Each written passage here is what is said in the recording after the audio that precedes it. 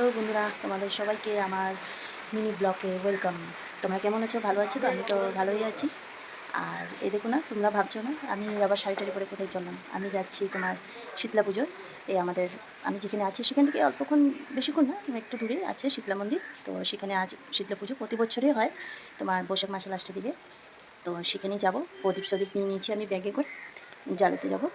আর দেখুন আমাদের এখানে বৃষ্টি, মানে এমন বৃষ্টি হচ্ছে, মানে কী বলবো, এই বৃষ্টির জন্য বের হতে পারছি না।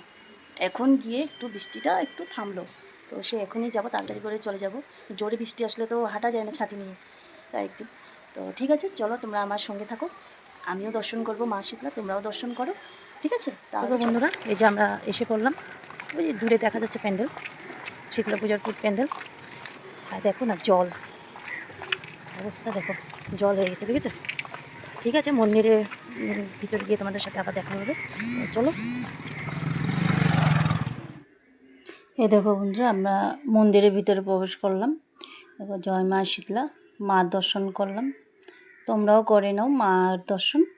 এ দেখো পুজো, মানে এখন ঠাকুরমশাই বসছে, পুজো আরম্ভ হয়ে গিয়েছে।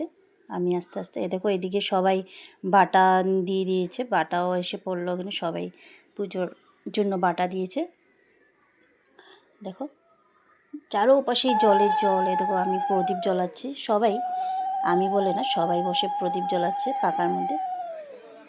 এ দেখো সবাই পুজো দিচ্ছে, উলুধুনি দিচ্ছে। প্রতি বছরই হয় এখানে। এ দেখো মার দর্শন আর একটু ভালো করে নাও। এ দেখো ঠাকুরমশাই সব কিছু রেডি করছে পূজার জন্য।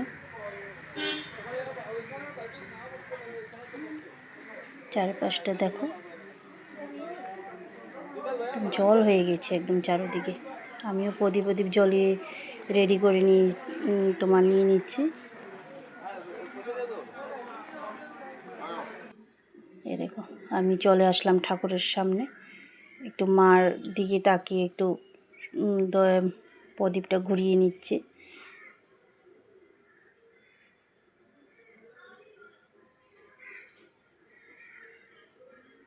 এই দেখো,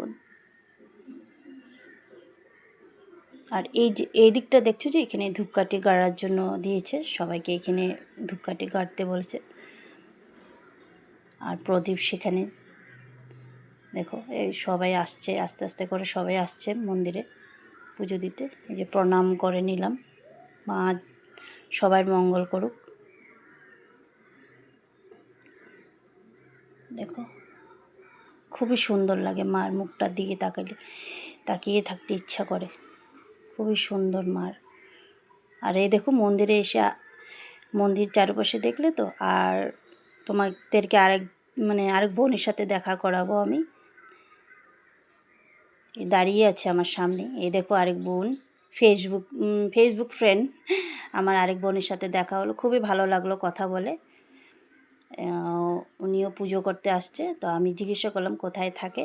খুব ভালো লাগে এরকম দেখা হলে, কথা বলে খুবই ভালো লাগে। আমার তো খুবই ভালো লেগেছে যে আমাকে এত ভালোবাসে, তার জন্য ডেকে নিজে কথা বলেছে।